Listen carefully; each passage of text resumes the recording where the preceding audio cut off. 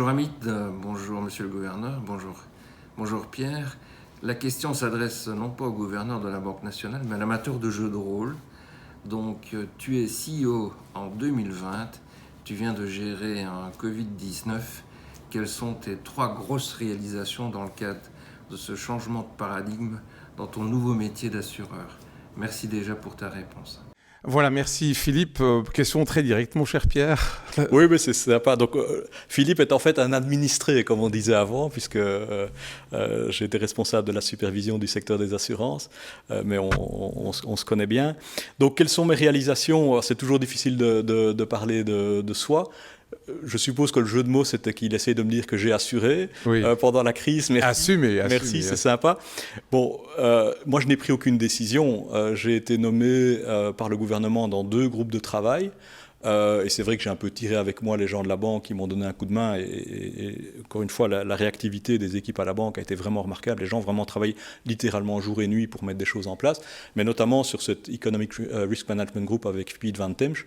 L'enjeu, c'est que, en fait, notre appareil statistique ne nous permet pas de comprendre une crise comme ça qui se développe beaucoup trop rapidement. Donc les données arrivent avec 2-3 mois de retard.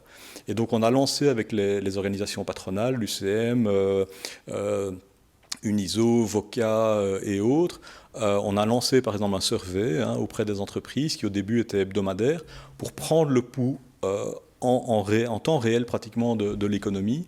Et ça a été, je crois, notre plus belle réalisation. Et au-delà de ça, on a essayé de combiner des approches de modèles qu'on avait à la banque avec ces informations pour le plus rapidement possible donner une idée sur qu'est-ce que cette crise pouvait donner en termes d'impact économique, en termes d'impact sur l'emploi, en termes d'impact sur les finances publiques. Là, ça fait plus d'1 mois que je vais toutes les semaines au Cairn pour un peu faire le point sur où on en est et on a des discussions un peu sur les politiques à prendre. Mais je reste un observateur, dans le sens où ce n'est pas moi qui dois prendre des décisions. Et à ce titre, ça me permet parfois d'avoir un discours qui est plus facile. Moi, je ne dois pas être élu. Ça me permet de dire les choses parfois comme elles sont. Donc, au début de la crise, dire on oublie l'assainissement des finances publiques, ce qui est inhabituel pour un gouverneur. Et puis, à un moment donné, quand j'ai quand même eu l'impression qu'on commençait à distribuer un petit peu des cadeaux en disant toutes les semaines, bon ben voilà, tiens, on a 1 milliard à répartir. Ça, c'est l'État Saint-Nicolas. On commençait à aller vers là. Et là, j'ai dit attention, il y a des limites et on n'a probablement pas beaucoup d'argent pour une politique de relance. C'est un peu mon rôle. Alors, c'est vrai que ce n'est pas toujours facile à jouer comme rôle parce que là, à la fois au quotidien, essayer